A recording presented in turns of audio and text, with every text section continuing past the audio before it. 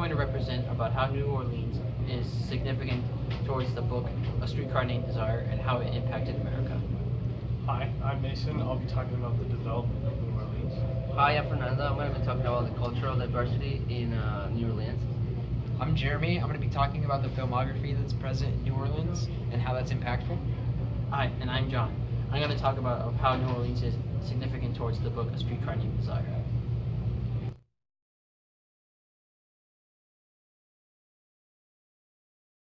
It was originally discovered in 1682 by the French explorer Robert Cavelier de la Salle. Him and his fellow explorers found the area while tracing the Mississippi River. They named this area and its surrounding. They named the area surrounding New Orleans, Louisiana, after their king. By 1762, the area was highly populated with French colonists. Unfortunately, that year, the territory of Louisiana was handed over to the Spanish Empire as a payment for a debt owed to them. The descendants of this time period were known as Creoles. Years later, after the events of the French and Indian War, many French families fled from the British and made their way to New Orleans.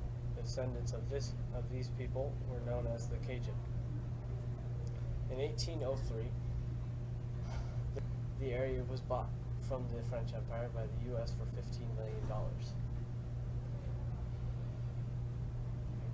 During this time, many new settlers found their way towards New Orleans. Areas like the Irish Channel, Bucktown, and the wealthy Garden District came from these new settlers. Unfortunately, from the years 1853 to the year 1918, many catastrophes occurred. The settlers suffered many catastrophes, such as the hurricane of 1915. This did not stop the development of New Orleans, however. At the start of the 20th century, the music known as jazz began to develop in the city. Tourists also began to flock to it in order to witness its world-renowned cuisine and the famous Mardi Gras, the celebration of all the cultures in New Orleans.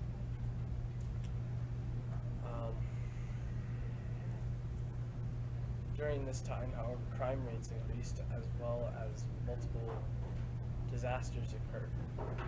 A multi-million-dollar project known as the Downtown Revival began in order to improve the city of New Orleans. Today, the city consists of old cultures mixed with modern ideas, as well as old buildings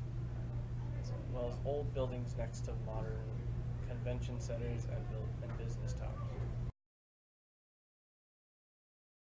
Hi, I'm going to be talking about cultural impact in New Orleans. New Orleans is a place where Africans, both enslaved and free, American Indians and European colonizers share their cultures. The French government encouraged this strategy in order to create a durable and unique culture in a foreign land. New Orleans' cultural diversity has maintained the uniqueness of the place to this day.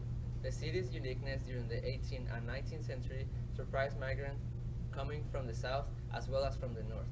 The French language of the city surprised the immigrants coming in because during this time the standard language in the country has been always English. The Creole and native population and traditions created a cultural diversity in the region which made it very unique from other cities like Boston.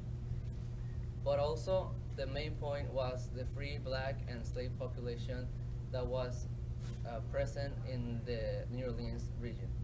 Later on, during the early 19th century, the population started to grow because the migration into the city increased from different parts of the country and from other countries as well. People migrated into New Orleans because of the diversity in the culture, but freedom was the main reason. They migrated from places like New York, Pennsylvania, Boston, Ireland, Germany, Cuba, Italy, Philippines, etc. Unique cemeteries called the Cities of Death was clearly showing the diversity of names, ethnicities, and languages of the people who made up the population of New Orleans. Some important traditions and festivals in New Orleans is the carnival season that is often known by the name of the last and biggest day. In French, it's called Mardi Gras, which means Fat Tuesday, just before the beginning of the Catholic Lent. Mardi Gras celebrations include parades and floats. The participants give away colorful strings to the crowds. The Mardi Gras season starts in the Old Square neighborhood, one of the oldest French neighborhoods in New Orleans. New Orleans was the only place in the New World where slaves were allowed to own drums. European sounds mixed with African drums, which made people feel free, made people feel alive, it made people get up and dance, and they created jazz. New Orleans is a popular location for filming as well, for a couple reasons. Several large titles, including The Big Easy, King Creole, and A Streetcar Named Desire, have all been shot and placed in New Orleans. Reasons that a director might choose New Orleans as a location include the existing energy and the charm that the city already has, as well as the versatility that New Orleans is shown to possess. Films like The Big Easy have displayed New Orleans in a sensual and mysterious light, whereas films like Easy Rider have introduced the existing energy and charisma of New Orleans. Many of these pre-existing sentiments come from numerous events that are held there, such as Mardi Gras and the Jazz and Heritage Festival. These celebrations are essentially memorable parties that keep the city's atmosphere fun and light, which is already an enticing choice for a director. The relative unchanged architecture also makes New Orleans a popular location, and films like Miller's Crossing have chosen New Orleans due to the fact that there are buildings around the city are reminiscent of 1930s era architecture. There's a lot of charm that New Orleans has, and showing it in films is a pretty good idea. Hi, I'll be talking about how New Orleans shaped the book A Streetcar Named Desire by Tennessee Williams. In the book, we see a female character named Stella dealing with internal family problems and how their relationship will be focused throughout the story. But in the setting of the story, New Orleans is used during the time period of the 1940s.